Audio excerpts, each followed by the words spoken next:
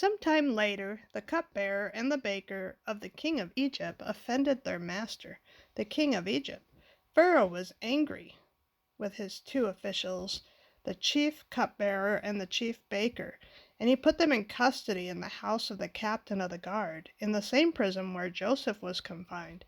The captain of the guard assigned them to Joseph, and he attended them.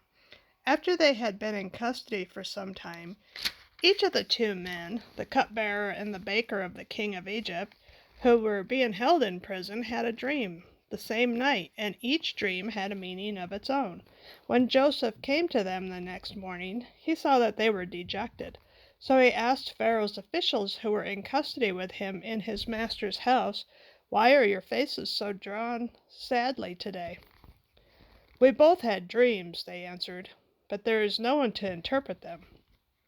Then Joseph said to them, "Do not interpretations belong to God? Tell me your dreams." So the chief cupbearer told Joseph his dream. He said to him, "In my dream I saw a vine in front of me, and on the vine were 3 branches. As soon as it budded, it blossomed, and its clusters ripened into grapes. Pharaoh's cup was in my hand, and I took the grapes, squeezed them into Pharaoh's cup, and put the cup in his hand." "This is what that means," Joseph said to him. The 3 branches are 3 days. Within 3 days, Pharaoh will lift up your head and restore you to your position, and you will put Pharaoh's cup in his hand, just as you used to do when you were his cupbearer. But when all goes well with you, remember me and show me kindness. Mention me to Pharaoh, and get me out of this prison. For I was forcibly carried off from the land of the Hebrews, and even here I have done nothing to deserve being put in a dungeon." When the chief baker saw that Joseph had given a favorable interpretation, he said to Joseph, "I too had a dream. On my head were 3 baskets of bread. In the top basket were all kinds of baked goods for Pharaoh, but the birds were eating them out of the basket on my head." "This is what it means," Joseph said. "The 3 baskets are 3 days. Within 3 days, Pharaoh will lift off your head and hang you on a tree, and the birds will eat away your flesh." Now the 3rd day was Pharaoh's birthday, and he gave a feast for all his officials. He lifted up the heads of the chief cupbearer and the chief baker in the presence of his officials. He restored the chief cupbearer to his position, so that he once again put the cup into Pharaoh's hand. But he hanged the chief baker, just as Joseph had said to them in his interpretation. The chief cupbearer, however, did not remember Joseph. He forgot him. When 2 full years had passed, Pharaoh had a dream. He was standing by the Nile, when out of the river there came up 7 cows, sleek and fat, and they grazed among the reeds. After them 7 other cows, ugly and gaunt, came up out of the Nile and stood beside those on the river bank. And the cows that were ugly and gaunt ate up the 7 sleek fat cows. Then Pharaoh woke up. He fell asleep again and had a second dream. 7 head of grain, healthy and good, were growing on a single stalk. After them 7 other heads of grain sprouted, thin and scorched by the east wind. The thin heads of grain swallowed up the 7 healthy full heads. Then Pharaoh woke up. It had been a dream. In the morning his mind was troubled. So he sent for all the magicians, wise men of Egypt. Pharaoh told them his dreams, but no one could interpret them for him. Then the chief cupbearer said to Pharaoh, "Today I am reminded of my shortcomings. Pharaoh was once angry with his servants, and he imprisoned me and the chief baker in the house of the captain of the guard. Each of us had a dream that same night, and each dream had a meaning of its own. Now a young Hebrew was there with us, a servant of the captain of the guard. We told him our dreams, and he interpreted them for us, giving each man the interpretation of his dream, and things turned out exactly as he interpreted them to us. I was restored to my position, and the other man was hanged." So Pharaoh sent for Joseph, and he was quickly brought from the dungeon. When he had shaved and changed his clothes, he came before Pharaoh. Pharaoh said to Joseph, I had a dream and no one can interpret it. But I have heard it said of you that when you hear a dream, you can interpret it. I cannot do it, Joseph replied to Pharaoh, but God will give Pharaoh the answers he desires. Then Pharaoh said to Joseph, In my dream I was standing on the bank of the Nile, when out of the river there came up 7 cows, fat and sleek, and they grazed among the reeds. After them 7 other cows came up, scrawny and very ugly, lean. I had never seen such ugly cows in all the land of Egypt. The lean, ugly cows ate up the 7 fat cows that came up first, but even after they ate them, no one could tell that they had done so. They looked just as ugly as before. Then I woke up. In my dreams, I also saw 7 heads of grain, full and good, growing on a single stalk. After them, 7 other heads sprouted, withered and thin and scorched by the east wind. The thin heads of grain swallowed up the 7 good heads. I told this to the magicians, but none could explain it to me. Then Joseph said to Pharaoh, The dreams of Pharaoh are one and the same. God has revealed to Pharaoh what he is about to do. The 7 good cows are 7 years, and the 7 good heads of grain are 7 years. It is one and the same dream. The 7 lean, ugly cows that came up afterward are 7 years, and so are the 7 worthless heads of grain scorched by the east wind. They are 7 years of famine. It is just as I said to Pharaoh. God has shown Pharaoh and what he is about to do. 7 years of great abundance are coming throughout the land of Egypt, but 7 years of famine will follow them. Then all the abundance in Egypt will be forgotten, and the famine will ravage the land. The abundance in the land will not be remembered, because the famine that follows it will be so severe. The reason the dream was given to Pharaoh in 2 forms is that the matter has been firmly decided by God, and God will do it soon. And now, let Pharaoh look for a discerning and wise man and put him in charge of the land of Egypt.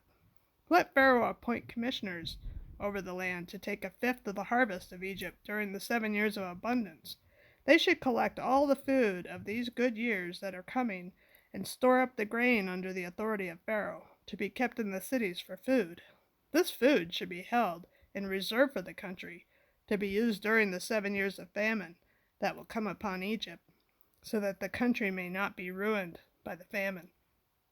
The plan seemed good to Pharaoh and to all his officials, so Pharaoh asked them, Can we find anyone like this man, one in whom is the Spirit of God? Then Pharaoh said to Joseph, Since God has made all this known to you, there is no one so discerning and wise as you. You shall be in charge of my palace, and all my people are to submit to your orders. Only with respect to the throne will I be greater than you. So Pharaoh said to Joseph, I hereby put you in charge of the whole land of Egypt. Then Pharaoh took his signet ring from his finger and put it on Joseph's finger. He dressed him in robes of fine linen and put a gold chain around his neck. He had him ride in a chariot as his second in command, and men shouted before him, Make way! Thus he put him in charge of the whole land of Egypt. Then Pharaoh said to Joseph, I am Pharaoh, but without your word no one will lift hand or foot in all of Egypt. Pharaoh gave Joseph the name Zaphenath-Paneah, and gave him Asenath, daughter of Potiphar, priest of On, to be his wife. And Joseph went throughout the land of Egypt. Joseph was 30 years old when he entered the service of Pharaoh, king of Egypt. And Joseph went out from Pharaoh's presence and traveled throughout Egypt. During the 7 years of abundance, the land produced plentifully. Joseph collected all the food produced in those 7 years of abundance and in Egypt, and stored it in the cities. In each city he put the food grown in the fields surrounding it. Joseph stored up huge quantities of grain, like the sand of the sea. It was so much that he stopped keeping record because it was beyond measure.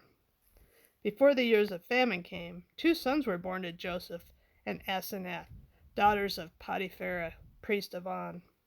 Joseph named his firstborn Manasseh, and said, It is because God has made me forget all my troubles and all my father's household. The second son he named Ephraim, and said, It is because God has made me fruitful in the land of my suffering. The 7 years of abundance in Egypt came to an end, and the 7 years of famine began. Just as Joseph had said, there was famine in all the other lands, but in the whole land of Egypt there was food. When all Egypt began to feel the famine, the people cried to Pharaoh for food. Then Pharaoh told all the Egyptians, Go to Joseph and do what he tells you. When the famine had spread over the whole country, Joseph opened the storehouses and sold grain to the Egyptians, for the famine was severe throughout Egypt. And all the countries came to Egypt to buy grain from Joseph, and because the famine was severe in all the world. When Jacob learned that there was grain in Egypt, he said to his sons, Why do you just keep looking at each other? He continued. I have heard that there's grain in Egypt. Go down there and buy some for us so that we may live and not die. Then 10 of Joseph's brothers went down to buy grain from Egypt. But Jacob did not send Benjamin, Joseph's brother, with the others, because he was afraid that harm might come to him. So Israel's sons were among those who went to buy grain, for the famine was in the land of Canaan also. Now Joseph was the governor of the land, the one who sold grain to all its people. So when Joseph's brothers arrived, they bowed down to him with their faces to the ground. As soon as Joseph saw his brothers, he recognized them, but he pretended to be a stranger and spoke harshly to them. Where do you come from? He asked. From the land of Canaan, they replied, to buy food. Although Joseph recognized his brothers, they did not recognize him. Then he remembered his dreams about them and said to them, You are spies. You have come to see where our land is unprotected. No, my lord, they answered. Your servants have come to buy food. We are all the sons of one man. Your servants are honest men, not spies. No, he said to them. You have come to see where our land is unprotected. But they replied, Your servants were 12 brothers, the sons of one man, who lives in the land of Canaan. The youngest is now with our father, and one is no more. Joseph said to them, It is just as I told you. You are spies, and this is how you will be tested. As surely as Pharaoh lives, you will not leave this place unless your youngest brother comes here. Send one of your number to go get your brother. The rest of you will be kept in prison, so that your words may be tested to see if you are telling the truth. If you are not, then as surely as Pharaoh lives, you are spies. And he put them all in custody for 3 days. On the 3rd day, Joseph said to them, Do this, and you will live, for I fear God. If you are honest men, let one of your brothers stay here in prison while the rest of you go and take grain back to your starving households. But you must bring your youngest brother to me, so that your words may be verified, that you may not die. This they proceeded to do. They said to one another, Surely we are being punished because of our brother. We saw how distressed he was when he pleaded with us for his life, but we would not listen. That's why this distress has come upon us. Reuben replied, Didn't I tell you not to sin against the boy? But you wouldn't listen. Now we must give an accounting for his blood. They did not realize that Joseph could understand them, since he was using an interpreter. He turned away from them and began to weep, but then turned back and spoke to them again. He had Simeon taken from them and bound before their eyes. Joseph gave orders to fill their bags with grain, to put each man's silver back in his sack, and to give them provisions for their journey. After this was done for them, they loaded their grain on their donkeys and left. At the place where they stopped for the night, one of them opened his sack to get feed for his donkey, and he saw his silver in the mouth of his sack. My silver's been returned, he said to his brothers. Here it is in my sack. Their hearts sank, and they turned to each other trembling and said, What is this that God has done to us? When they came to their father Jacob in the land of Canaan, they told him all that had happened to them. They said, The man who is lord over the land spoke harshly to us, treated us as though we were spying on the land. But we said to him, We're honest men, we're not spies. We were 12 brothers, sons of one father. One is no more, and the youngest is now with our father in Canaan. Then the man who is lord over the land said to us, This is how I will know whether you are honest men. Leave one of your brothers here with me, and take food for your starving households and go. But bring your youngest brother to me, so I will know that you are not spies but honest men. Then I will give your brother back to you, and you can trade in the land." As they were emptying their sacks, there in each man's sack was his pouch of silver. When they and their father saw the money pouches, they were frightened. Their father Jacob said to them, "You have deprived me of my children. Joseph is no more, and Simeon is no more, and now you want to take Benjamin. Everything is against me." Then Reuben said to his father, "You may put both of my sons to death if I do not bring him back to you. Entrust him to my care, and I will bring him back." But Jacob said, "My son will not go down there with you. His brother is dead, and he is the only one left. If harm comes to him on the journey you are taking, you will bring my gray head down to the grave in sorrow."